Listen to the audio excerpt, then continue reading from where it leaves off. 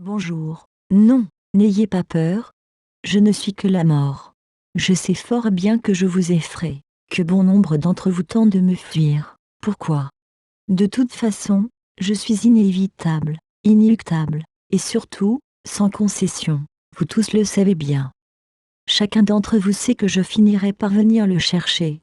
Quand bien même vous vous cacheriez dans le trou le plus profond, que je vous y délogerai sans peine.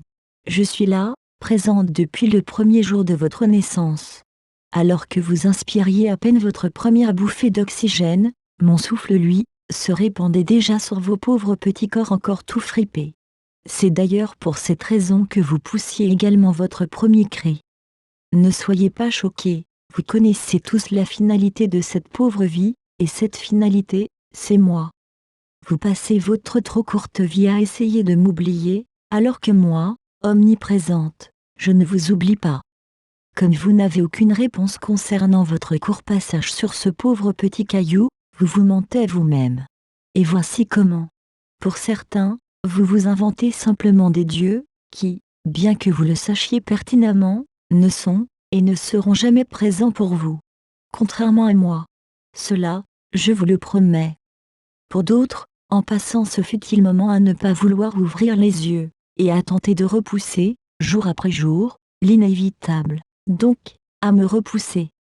Pauvres petits êtres condamnés, vous tentez désespérément de recoller les morceaux de vos petits corps qui s'usent, et flétrissent sans aucune possibilité d'un retour en arrière. Ils se meurent au fur et à mesure du temps qui passe, et moi, je reste là, curieuse, et toujours amusée, vous observant vivre dans l'espoir de quelque chose qui n'arrivera jamais. Vous confiez à vos semblables les responsabilités de vous maintenir le plus longtemps possible dans un état, disons, correct, tout en sachant fort bien qu'ils sont incapables de m'empêcher d'avoir le dernier mot. C'est à petits coups de rustine, et autres petits pis-aller, se cachant derrière le terme médecine, qu'ils essaient de maintenir, autant que faire se peut, vos pauvres petits corps de marionnettes, dont chaque fil se brise pourtant inéluctablement les uns après les autres, au fur et à mesure du temps qui passe. Essayant à tout prix, et en poussant la plupart du temps l'acharnement jusqu'aux limites du ridicule, qu'ils tentent, soi-disant, de vous maintenir en vie. Alors que moi, présente, je vous offre simplement ce repos auquel bon nombre d'entre vous aspirent, sans jamais oser se l'avouer.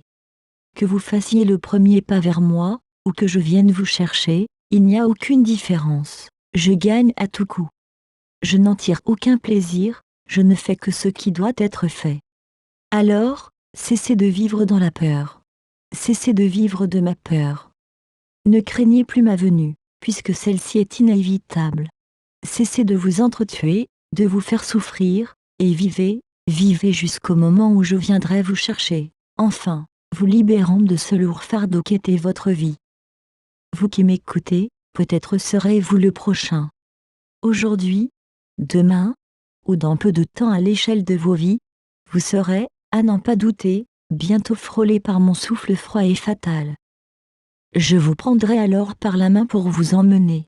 Mais le chemin que nous parcourons ensemble sera de courte durée, et ne vous mènera nulle part.